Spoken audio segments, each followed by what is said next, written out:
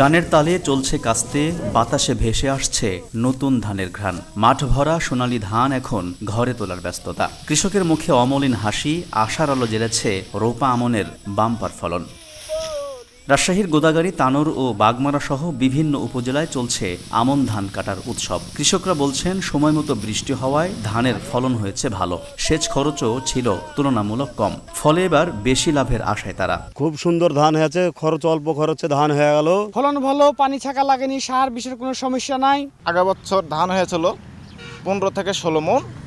এবারকার বোঝা যাচ্ছে যে সবচাইতে ভালো হবে, 25 মণ করে ধান আমাদের হবে। তবে কয়েকদিনের টানা বৃষ্টিতে কিছু এলাকায় জলাবদ্ধতায় ক্ষতিগ্রস্ত হয়েছে বেশ কিছু ধানের জমি। 15 দিন পর আমরা ধানগুলো কাটতাম, তো এগুলো সম্পূর্ণ ক্ষতিগ্রস্ত। এখন আর কিছু আমার কি করার নাই। যদিও কৃষি সম্প্রসারণ অধিদপ্তর বলছে বৃষ্টিতে সামান্য ক্ষতি হলেও উৎপাদনের লক্ষ্যমাত্রা পূরণে বড় কোনো প্রভাব ফেলবে না।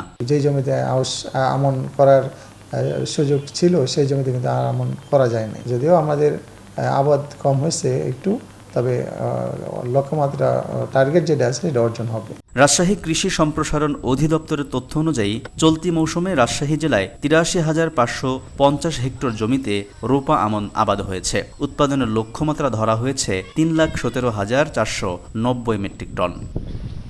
আলতাফ হোসাইন, সময় সংবাদ, রাজশাহী।